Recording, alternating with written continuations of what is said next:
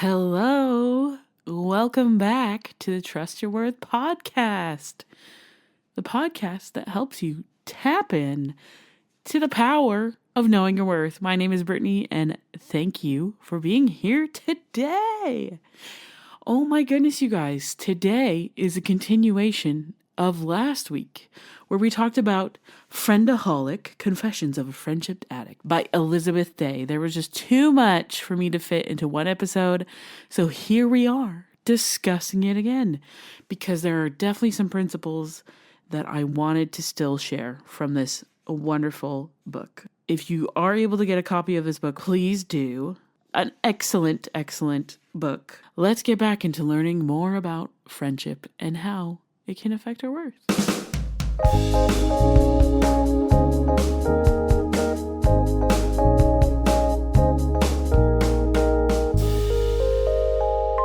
So last week we came to the conclusion that the quality over quantity is what is going to make you happy within your friendships and help you to remember your worth. Because if you are stretched too thin, the science shows that it will cause symptoms of depression. So remembering that having more than 5 significant friendships can actively diminish your happiness when it comes to having quality friendships. So the magic number is between 2 to 5. Significant others, as I termed them, but she calls them close relationships or close friendships, because if you cannot have the resources to support those friends, then how are you going to keep them? How are you supposed to be a good friend when you don't have any tokens for the ones who really matter to you? So that is just a little reminder. Let's move on to being a good friend and having a healthy friendship. So she is quoting from this book, Big Friendship. The authors Aminatau Sao and Anne Friedman talk about the concept of stretching. So they argue, just as our physical muscles need to stretch, so do our friendships. There needs to be stretching within the friendship. So, for example, little stretches can come up when you find out that your friend is really bad at texting you back.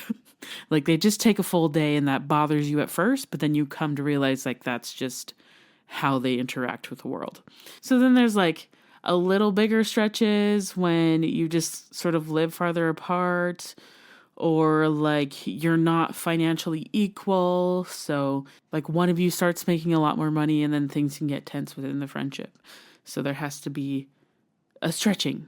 Then there's huge stretches, like one of you gets a chronic illness, or one of you becomes a parent, or one of you moves forever away, and life happens. So a healthy friendship involves reciprocal stretching to accommodate each other's shifting needs. But we don't have to stretch if we don't want to. This is an important point that Elizabeth is trying to make. She says, quote, "Some relationships will be worth it and others won't. If there's too much stretching in one direction, the muscles of the friendship become out of whack." Close quote. This happened to Elizabeth with a friend named Ella, and she talks about how they grew apart, that the stretching became too much. So she says, "For all the tricky moments of our friendship, there had also been great memories. It wasn't Ella's fault. I no longer sought enjoyment in the same places she did. It wasn't her fault she had never wanted children. It wasn't her fault that I found myself needing space from her in order to deal with my own stuff. None of it was her fault. It was simply a question of having grown apart. These things happen, and yet there is a sense of shame that attaches itself to a friendship slipping out of reach that doesn't exist in other spheres. In romantic relationships, endings are far more common." Close quote. Again, we bring up this idea of a friendship breakup that in any other, like, sphere, like, I quit my job, I broke up with my ex. But for friends, we don't formally say that, like, we broke up. You just sort of either grow apart. You just stop slowly talking to each other, or ghosting each other, or just asking each other to hang out but then never answering back. Like, there's no clear cut usually ending to friendships. But I kind of like what Elizabeth says later about friendship breakups. So she says, if friendship breakups were seen as a noble part of the necessary evolution of selfhood, and if it were more widely acknowledged that some friends will be lifelong, while others will walk by your side for a finite but important period of time, the whole thing would be a lot easier to deal with. We wouldn't place unrealistic expectations on our friends. We would stretch to accommodate each other's growth, and we would say goodbye with love still in our hearts when it didn't work out. Close quote. This is what can kind of make friendship tricky, because you kind of define the relationship, but not really. You don't sit down and like, what are your expectations in this relationship? Or like, what do you and I want to out of this? What are our friendship goals? But maybe we should. I feel like there's an argument to be said to having a when I was back in college, we would call it the DTR talk, the define the relationship talk. I feel like I can remember the first time my best friend called me her best friend. I freaked out. I was like honored. And I was so proud to have that defining label given to our friendship. I was like, really? Because you're my best friend too? What? And I was so excited, but like we didn't have a prior conversation as to like, oh yeah, you're my best friend. We didn't just like, by the way, you're my best friend. It just sort of happened. As a descriptor we would give to other people when we're trying to explain the meaning that we have in each other's lives. So maybe you do want to have a DTR talk with your friends, a define the relationship talk, especially when things there are stretching. You kind of do. You have to like reevaluate, like, oh, am I willing to stretch this far? Am I willing to be malleable enough to accommodate this person within my life? Or is it time for me to stop doing the exercise completely, to stop being friends with this person? And to this, I say what Elizabeth says, that to remember that some friends will be lifelong. Some will just be an important part of your journey. We learn things from everybody we meet. Different people bring out different things in us. And that's what's so exciting about making new friends, is that you meet a complete stranger and they could be a part of the rest of your life, or they could just be there for like a month and you learned something from them, and hopefully you enjoyed your time, or hopefully you learned the lesson that you needed to learn from that person. But I like how she ends, that when you do say goodbye, that you still go with love in your hearts when it didn't work out. I can think fondly of friends that I guess broke up with, that I remember the good times and I'm so grateful for them in my life. But I'm also grateful that I decided to no longer have them in my life, because it was what was best for me. And it is okay to say goodbye to people who do not bring out the best in you anymore, especially as you grow. And that is something I love so much about lifelong friendships.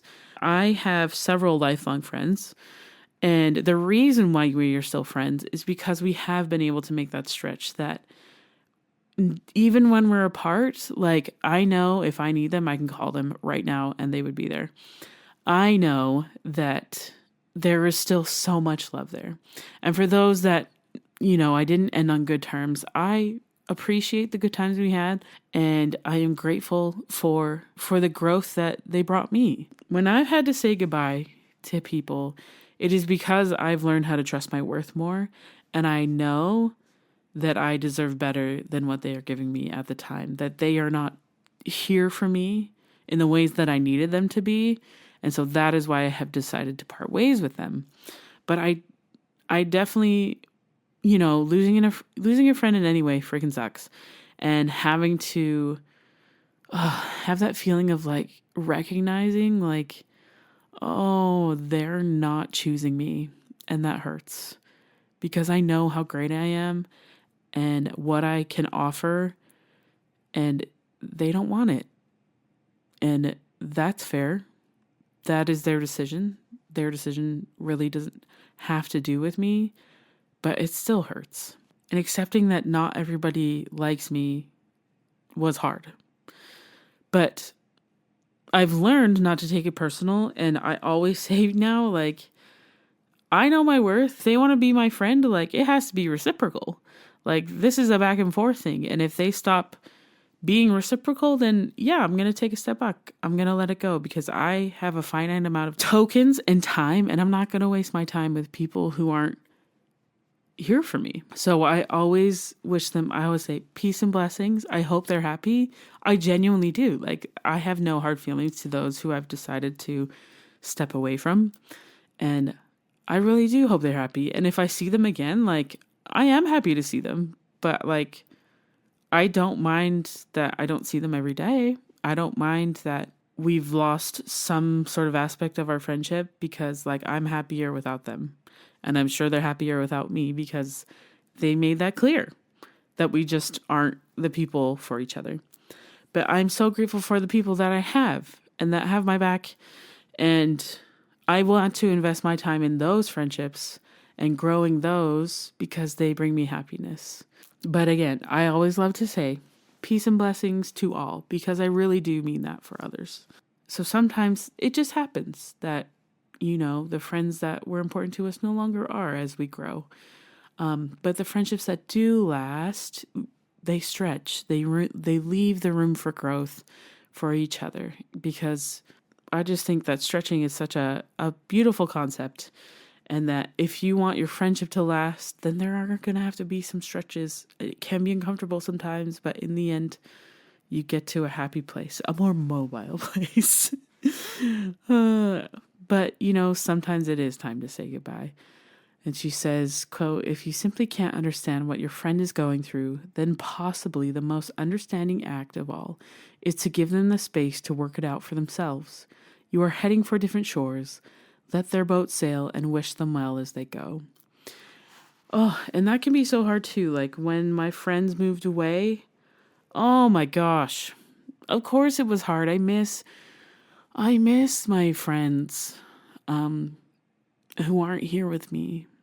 Oh, I miss them every day because they bring so much joy to my life. They made me feel so loved and so wanted, and so they inspired me, and they're beautiful, and I'm so incredibly grateful for them.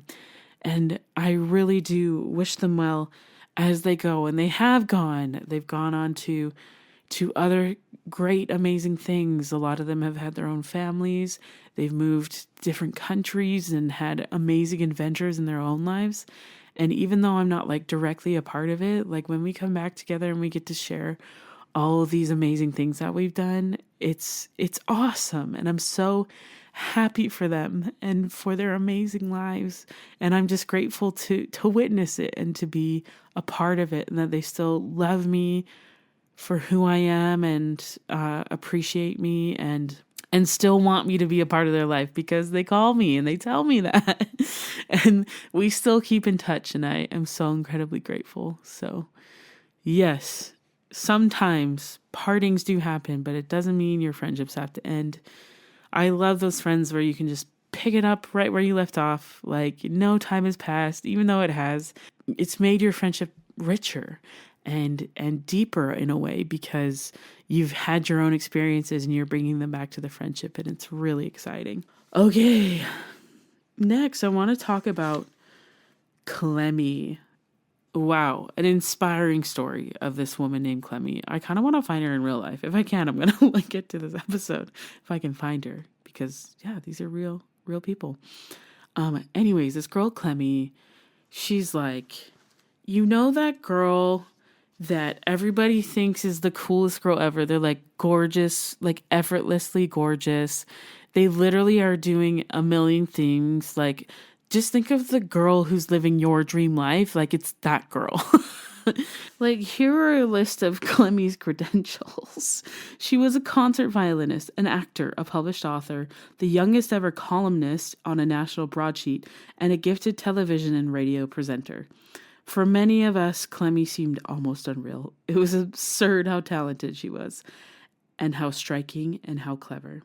Whoa. So, yeah, Clemmie is that girl. Gorgy, powerhouse woman. So over the years, Clemmie and Elizabeth had a friendship. Elizabeth would listen to Clemmie struggle with her own worth. Which is surprising because on the outside, Clemmie looked like she had it all, but she didn't believe that she was good enough. She had really bad imposter syndrome. And I love what Elizabeth said to her in reply to this worth crisis that Clemmie was going through. So she says, I told Clemmie that even if she never achieved anything ever again in her life, I would love her just the same. My point was that her value as a person was not determined by her performance, and that her worth was innate. It existed beyond all of her achievements. She did not have to do, she could simply be. That was why people loved her. For Clemmie, not for how well Clemmie did things. Close quote. I love this. This is what we're talking about. Worth. Your worth is innate. It doesn't matter what you do. You deserve love. You are simply loved just for existing, for being exactly who you are right now. You are so loved. You are so worthy, and you deserve happiness, and you deserve love, and you deserve your dream life. So I love that she reminded Clemmie of her worth, of her innate worth. And I hope that we all have friends that do this for us, for that when that we forget our worth, we have amazing friends who remind us. Okay, but moving right along with Clemmie's ordeal. So poor Clemmie has a brain aneurysm, almost dies, but survives, and just has to live in the hospital. And at first, people don't know what to say, don't know what to do, don't know how to support her, and not many people showed up for her. Yes, she got a lot of flowers and cards and gifts, and people were like, oh my gosh, so sorry that happened to you, but then just sort of dipped out. And Elizabeth, when she went to go visit her, she was nervous because Clemmie was changed. She had to relearn how to talk. She had to relearn how to walk. Elizabeth says, I had been anxious about seeing Clemmie again. I wasn't sure what I would find, nor was I sure how much help I would be. I doubted I was up to the task. I didn't know how changed she would seem. Then I walked into the hospital, and there she was, in a wheelchair, and that terrible helmet, thin and hollowed out, but still indisputably and overwhelmingly her. Her eyes flashed with recognition. She gave me one of her familiar, strong Clemmie hugs, and I realized how stupid I had been to worry. She was completely herself. She couldn't speak much beyond single short words, but she could understand and remember everything, and even without the language, she was in the process of relearning. She possessed an extraordinary capacity to communicate. This just makes me want to cry because, when you strip people down to their essence, right? Like who they are as a person, the lovable person that they are, that without all the bells and whistles, that their essence can still shine through. And I think when you meet somebody and you can see that essence, that's a true friend. Someone you really can see them and they see you for who you are. Isn't that what we want? To just be loved for who we are. And I love that Elizabeth was able to see this. But Clemmie was not without struggles. Clemmie basically loses almost all her friends, because the incident of her brain trauma had caused people to really evaluate how much they wanted to be in her life. That her truest friends would really be able to stretch the capacity to support her in the thing, in her recovery. She had all the flowers and condolences at first, and then some people called her 2 months later being like, hey, how have you been? What's new? I had no idea that she had had this injury. And it helped her to reevaluate her friendships and also grieve the loss of the many friends that she thought she had. And that could be so isolating and so hard. And she also experienced this, she calls it an imbalance of power. And that can happen within our friendships. Just like we're at different life stages, or like she literally went from being an able-bodied person to needing help to do absolutely everything. And she felt like because she couldn't serve people in the way that she could before, that she was not enough as a friend. And she felt really nervous when friends came to see her because she's like, I can't give them anything.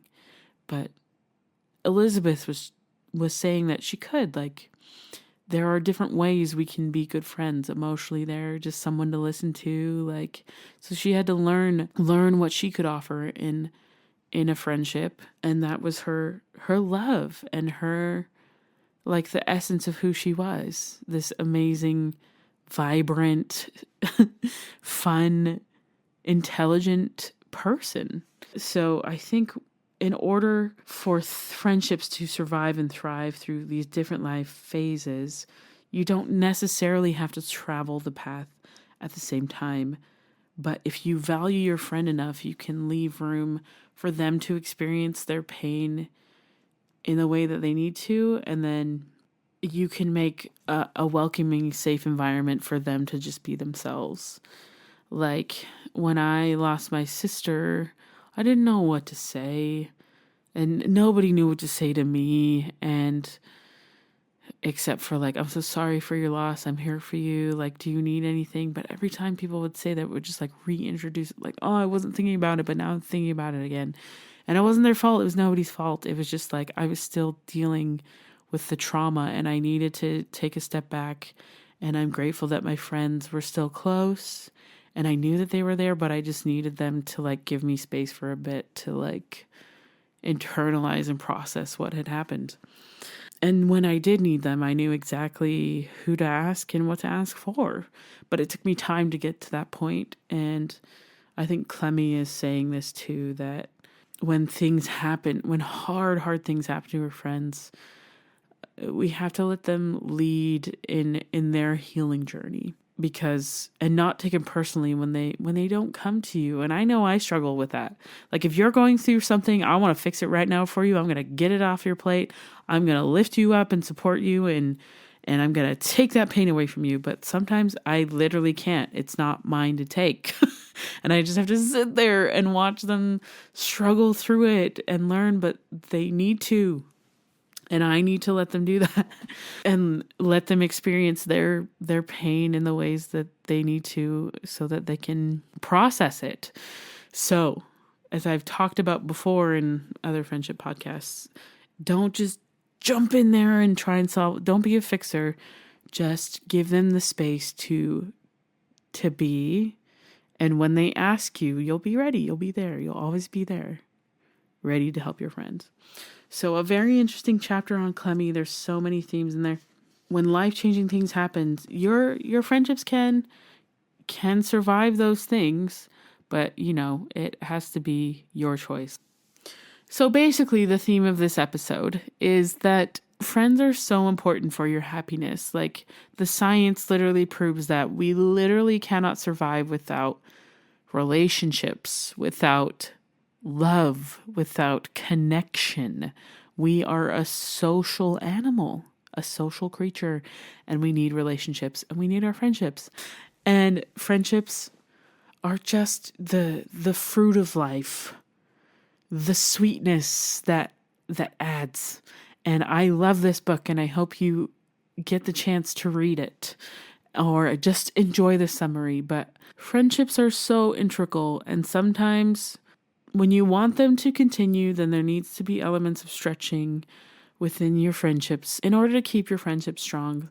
And I hope that you remember, like Clemmie, your worth, the essence of who you are is so important in this world, and that we need it and we want it here.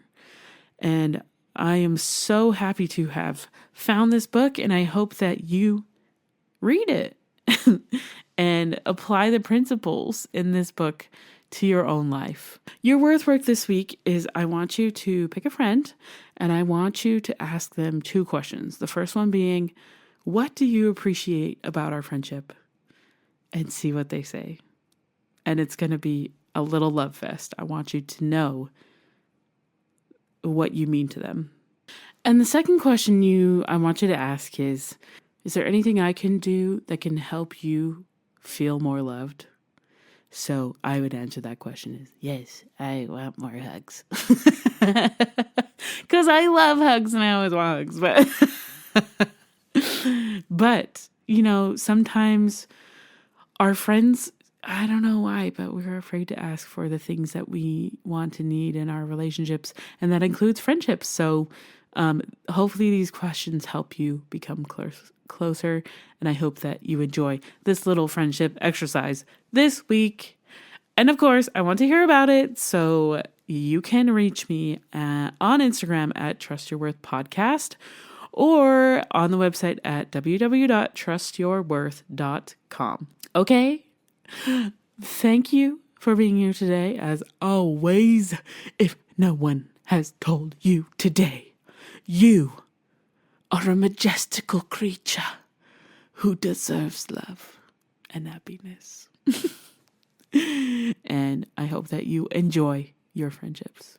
Okay. Thank you for listening. Have such a great day. Love you. Bye.